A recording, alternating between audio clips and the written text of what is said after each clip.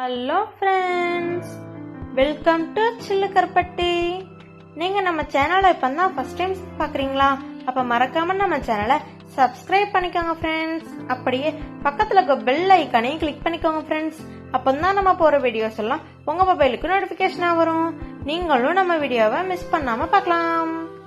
இன்னைக்கு நம்ம வீடியோவில் என்ன பார்க்க போகிறோன்னா, பால்வாடியில் தருவாங்கள்ல சத்து மாவு, அந்த சத்து மாவை வச்சு தான் ஒரு ரெசிபி பண்ணியிருக்கேன். அது எப்படி பண்ணலான்னு வாங்க பார்க்கலாம்.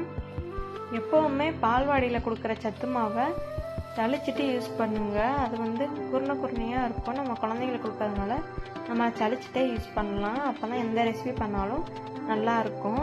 அதனால் ஃபஸ்ட்டு கொஞ்சம் கொஞ்சமாக தட்டி நான் சளிச்சிக்க போகிறேன்.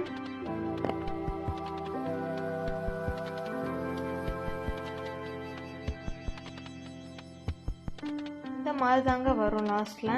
இது வேஸ்ட்டு தான், தனியாக எடுத்து வச்சிடலாம். கொஞ்சம் கொஞ்சமாக இந்த மாவு போட்டு சளிச்சிக்கலாம். நான் இப்போ சளிச்சிட்டேன். இப்போ இங்கே பார்த்தீங்களா, இதில் இருக்கிறது எல்லாமே இப்போ வேஸ்ட்டு தான். இதை தூக்கி போட வேண்டாம். பக்கத்தில் பசு மாடு இருந்துச்சுன்னா பசு மாடு கொடுத்துடலாம். குறையாக இருக்கும் இருந்தால் சாப்பிடும்போது நல்லா இருக்காது. அதனால தான் நம்ம சளிச்சு வச்சுக்கிறோம். இப்போ அது ஒரு டப்பாலாம் மாற்றி வச்சுக்கலாம்.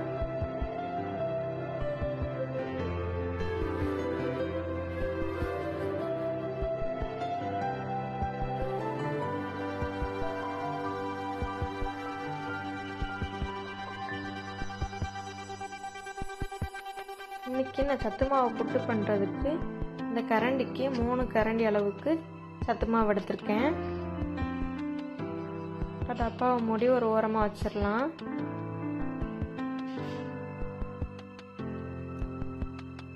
சத்து மாவில் லைட்டாக தண்ணி தெளித்து பிணைஞ்சிக்கோங்க. உதிரியாக இருக்கிற மாதிரி இந்த மாதிரி பிணைஞ்சிக்கோங்க. ரொம்ப தண்ணி ஊற்றிடாதீங்க. லைட்டாக தண்ணி தெளித்து தான் பிசையணும்.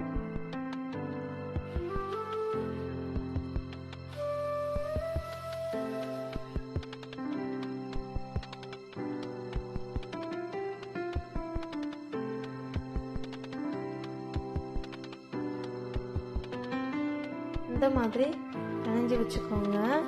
இப்போ அடுப்பு ஆன் பண்ணிக்கலாம். அடுப்பு ஆன் பண்ணிவிட்டு குக்கரை வச்சு ஒரு சொம்பு அளவுக்கு தண்ணி ஊற்றிக்கோங்க.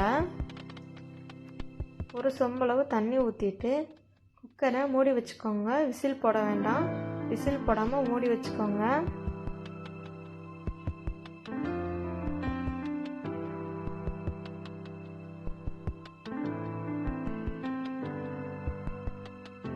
இந்த மாதிரி தான் மூடி வச்சுக்கோங்க. இப்போ 2 தேங்காய் சரட்டை எடுத்திருக்கேன். இதில் ஓட்டை இருக்கிற மாதிரி பார்த்துக்கோங்க. நான் கழுவிட்டு தான் எடுத்து வச்சுருக்கேன் தேங்காய் சட்டையை. இதில் அரை முறி தேங்காவை அரைச்சி எடுத்து வச்சுருக்கேன்.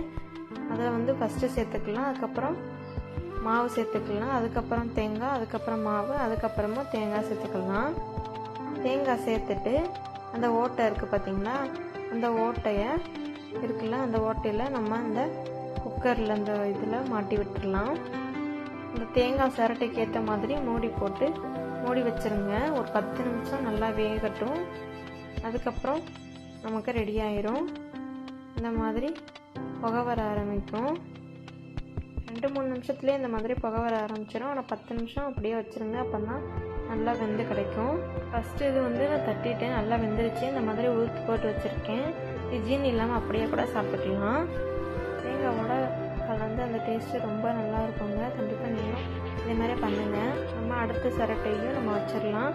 நம்ம 3 ஸ்பூன் போட்டோம் இல்லைங்க, 3 கரண்டி போட்டோமா, எனக்கு கரெக்டாக அந்த 3 சரட்டை அளவுக்கு புட்டு கிடச்சது.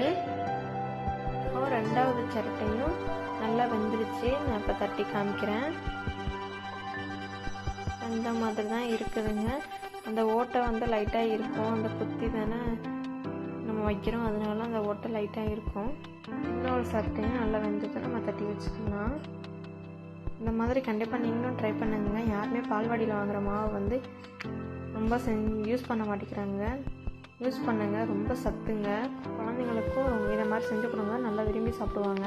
வீடியோ உங்களுக்கு பிடிச்சிருந்தா லைக் பண்ணுங்கள், ஷேர் பண்ணுங்கள், கமெண்ட் பண்ணுங்கள். நம்ம சேனலை இன்னும் சப்ஸ்கிரைப் பண்ணுங்கள். மறக்காமல் நம்ம சேனலை சப்ஸ்கிரைப் பண்ணிக்கோங்க. தேங்க்யூ ஃபார் வாட்சிங்.